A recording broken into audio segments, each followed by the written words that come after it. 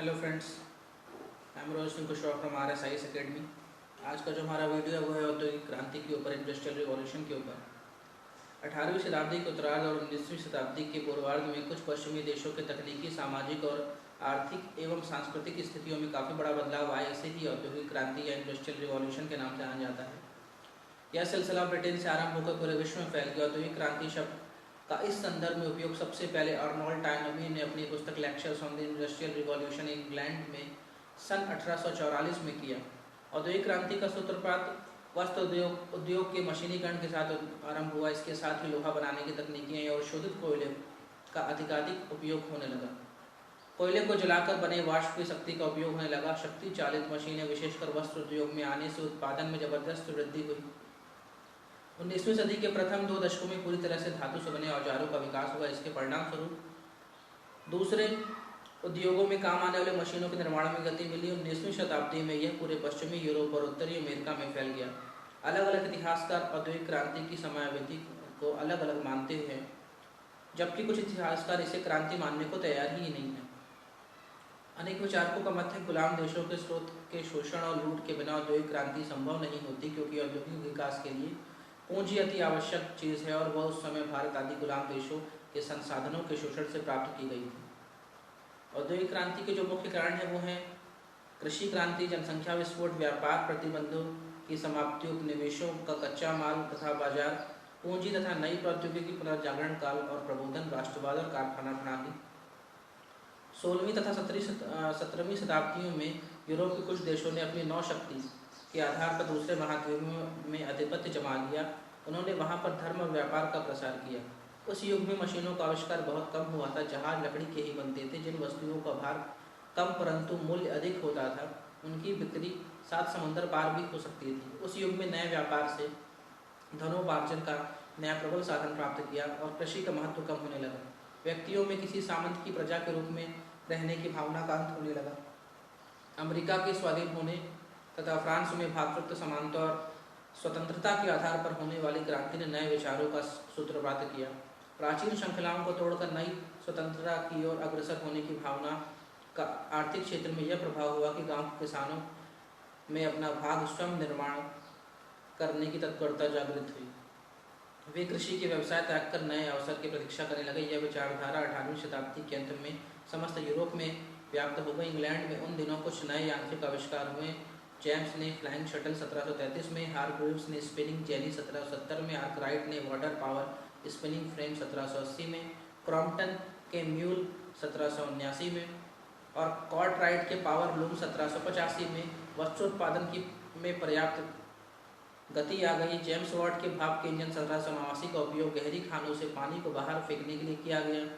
जल और वाष्प शक्ति का धीरे धीरे उपयोग बढ़ा और नए युग का सूत्रपात हुआ। भाप के इंजन में सर्दी, गर्मी, वर्षा सहने की शक्ति थी। उससे कहीं भी 24 घंटे काम किया जा सकता था। इस नई शक्ति का उपयोग यातायात के साधनों में करने के लिए भौगोलिक दूरियां कम होने लगी। लोहे और कोयले के खानों का विशेष महत्व प्रकट हुआ और वस्त्रों के उत्पादन में मशीनों का काम स्पष्ट झलक उठा। इंग्लैंड के नए स्थानों पर जंगलों में, खनिज क्षेत्रों के निकट नगर बसे, नहरों और अच्छी सड़कों का निर्माण हुआ और ग्रामीण जनसंख्या अपने नए स्वतंत्र विचारों को क्रियान्वित करने के अवसर का लाभ उठाने लगी। देश में व्यापारिक पूंजी, साहस और अनुभव को नया क्षेत्र मिला। व्यापार विश्वव्यापी हो सका। देश की मिलों को चलाने के लिए कच्चे माल की आवश्यकता हुई। इसे अमेरिका तथा एशिया के देशों से प्राप्त करने के उद्देश्य से उपनिवेशों की स्थापना की गई। कच्चा माल प्राप्त करने और तैयार माल बेचने के साधन को भी वे ही उपनिवेश हुए। नए व्यापारिक संस्थाएं, बैंकों और कमीशन एजेंटों का प्रादुर्भाव हुआ। एक विशेष व्यापक अर्थ में दुनिया के विभिन्न हिस्सों में एक दूसरे से संबंध होने लगे। 18वीं सदी के अंतिम 20 वर्षों में आरंभ होकर 19वीं सदी के मध्य तक चलती रहने वाली इंग्लैंड की इस क्रांति का अनुसरण यूरोप के अन्य देशों ने भी किया।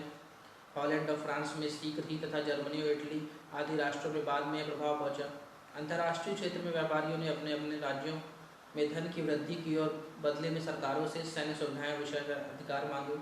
इस प्रकार आर्थिक और राजनीतिक क्षेत्रों में व्यापार और सेना का यह सहयोग उपनिवेशवाद की नींव को सुदृढ़ करने में सहायक हुआ। राज्यों के बीच अपने देशों की व्यापार नीति को प्रोत्साहन देने के प्रयास में उपनिवेशों के लिए युद्ध भी हुए। उपनिवेशों के आर्थिक जीवन मूल राष्ट्र की औद्योगिक आवश्यकताओं की पूरी करने वाला बन गया। स्वतंत्र अस्तित्व के स्थान पर परावलंबन उनकी विशेषता बन गए। जिन देशों में औद्योगिक परिवर्तन हुए वहाँ मानव बंधनों से मुक्त हुआ और नए स्थानों पर नए व्यवसायों की खोज में वह जा सका और धन का अधिक उत्पादन कर सका। किंतु इस विकसित संपत्ति का श्रेय किसी हो और उसका प्रतिफल कौन प्राप्त करे, ये प्रश्न उठने लगा। 24 घंटे चलने वाली मशीनों को संभालने में मजदूर भी कितना काम करें, कब और किस वेतन पर करें, इन प्रश्नों पर मानवता की दृष्टि से विचार किया जाने लगा। मालिक मजदूर संबंधों को सहानुभूति बनाने की चेष्टाएं होने लगी। मानव मुक्त हुआ पर वह मुक्त हुआ धनी या निर्धन होने के लिए, भरपेट भोजन पाने या भूखा रहने के लिए, वस्त्रों का उत्पादन कर स्वयं वस्त्रविहीन रहने के लिए। अतः दूसरे पहलू पर ध्यान देने के लिए शासन की ओर से नए नियमों की आवश्यकता पड़ी, जिनकी दिशा सदा मजदूरों की कठिनाइयाँ कम करने, उनके वेतन और सुविधाएं बढ़ाने तथा उत्पादन में भागीदार बनाने की ओर रही। इस प्रकार 18वीं शताब्दी के अंतिम 20 वर्षों में फ्रांस की राज्य क्रांति से प्रेरणा प्राप्त कर इंग्लैंड में 19वीं शताब्दी में विकसित मशीनों का आधिकारिक उपयोग होने लगा। उत्पादन की नई मशीनों के नई विधियों और पैमानों का जन्म हुआ। यातायात के नए साधनों द्वारा विश्वव्यापी बाजार का जन्म हुआ। इन्हीं सबसे संबंधित आर्थिक और व्यापारिक परिणामों का 50 वर्षों तक व्याप्त रहना क्रांति की संज्ञा इसलिए पा सके कि परिवर्तन का वह मिश्रित श्रृंखला आर्थिक, सामाजिक व्यवस्था में आधारभूत परिवर्तन की जन्मदायिनी थी। संसार के दूसरे देश और उपनिवेशों को स्वतंत्र होकर आगे बढ़ने की इस क्रांति के प्रभाव धीरे धीरे दृष्टिगत होने लगे। उनके समक्ष 20वीं शताब्दी में कृषि के स्थान पर उद्योगों को विकसित करने का प्रश्न है, किंतु उनके पास ना तो गत 2 शताब्दियों के व्यापार की एकत्रित पूंजी तथा अनुभव है, ना ही उनमें यातायात और मूल उद्योगों के विकास ही हुआ है। ये राष्ट्र स्वाधीन होने के पश्चात अन्य संपन्न राष्ट्रों से सीमित रूप में पूंजी और यांत्रिक सहायता प्राप्त करने की चेष्टाओं में लगे रहे, किंतु इस प्रकार की सहायता के बदले वे किसी राजनीतिक बंधन में नहीं पड़ना चाहते थे। इन राष्ट्रों का मूलभूत उद्देश्य अपने यहाँ उसी प्रकार का परिवर्तन करना जैसा परिवर्तन औद्योगिक क्रांति के साथ यूरोप में हुए। पर यह स्पष्ट है कि मूलतः इन नए राष्ट्रों को अपने लिए कच्चा माल प्राप्त करना और पक्के माल का विक्रय करने के साधन अपनी सीमाओं के अनुसार ही विकसित करना है। इसके लिए चार्ली चैपलिन की फिल्म मॉडर्न टाइम्स एक अच्छा उदाहरण है, जो सन 1936 में पहली बार दिखाई गई। वैसे तो यह थी गूंगी फिल्म, लेकिन इसमें औद्योगिक क्रांति, मशीन और इंसान का संबंध बताया गया था। भारत में औद्योगिक क्रांति का परिप्रेक्ष्य देखते हैं। प्राचीन काल में भारत एक संपन्न देश था। भारतीय कारीगरों द्वारा निर्यात माल अरब, मिस्र, रोम, फ्रांस और इंग्लैंड के बाजारों में बिकता था। भारतवर्ष से व्यापार करने के लिए विदेशी राष्ट्रों में होड़ से लगी रहती थी। इसी उद्देश्य से सन 1600 में ईस्ट इंडिया कंपनी की स्थापना इंग्लैंड में हुई और यह कंपनी भारत में बना हुआ माल इंग्लैंड में ले जाकर बेचती थी। भारतीय वस्तुएं, विशेषकर रेशम और मखमल से बने कपड़े, इंग्लैंड में बहुत अधिक पसंद किए जाते थे और यहाँ तक कि इंग्लैंड की महारानी भी भारतीय वस्त्रों को पहनने में अपना गौरव समझती थी, परंतु ये स्थिति बहुत दिनों तक नहीं बनी रह सकी। औद्योगिक क्रांति के परिणाम स्वरूप इंग्लैंड में माल बड़े पैमाने पर तैयार होने लगा और उपनिवेशों में बेचा जाने लगा। अंग्रेज व्यापारियों को अपनी सरकार का पूरा सहयोग प्राप्त था। भारतीय कारीगर निर्बल और बिखरे हुए थे, अतः वे मशीन की बनी वस्तुओं से प्रतिस्पर्धा करने में असमर्थ रहे। फलतः उन्हें अपना पुश्तैनी पेशा छोड़कर खेती का सहारा लेना पड़ा। इस प्रकार औद्योगिक क्रांति के फलस्वरूप भारतीय उद्योग धंधों का नाश हो गया और लाखों कारीगर भूखे मरने लगे। भारतीय उद्योगों के लिए अभिशाप सिद्ध हुई। आधुनिक रूप में भारतवर्ष का औद्योगिकरण 1885 ईस्वी से प्रारंभ हुआ और सन 1853 से 54 में भारत में रेल और तार की प्रणाली प्रारंभ हुई। यद्यपि रेल बनाने का मुख्य उद्देश्य कच्चे माल का निर्यात और निर्मित माल का आयात करना था, तो भी रेलों में भारतीय उद्योगों को विशेष सहायता मिली। प्रारंभ में भारतीय पूंजी से कुछ सूती मिले और कोयले की खदानें स्थापित हुई। धीरे धीरे ये उद्योग बहुत उन्नत हो गए। कुछ समय के पश्चात कागज बनाने और चमड़े के कारखाने भी स्थापित किए गए और 1908 में भारतवर्ष में पहली बार लोहे और इस्पात का कारखाना भी प्रारंभ हुआ। प्रथम महायुद्ध, प्रथम विश्व युद्ध 1914 से 1918 के अनंतर में उद्योगों की उन्नति में विशेष रूप से सहायक सिद्ध हुआ। सन 1922 और 1939 के बीच सूती कपड़ों का निर्माण 2 गुना और कागज का उत्पादन 2.5 गुना हो गया था। 1932 में शक्कर के कारखानों की स्थापना हुई और 1935 से 1936 के बीच वे देश के 95% आवश्यकताओं की पूर्ति करने लगे। द्वितीय विश्व युद्ध काल में भारतीय उद्योगों ने और भी अधिक उन्नति की। पुराने उद्योग की उत्पादन शक्ति और बढ़ गई और अनेक नवीन उद्योगों की भी स्थापना हुई।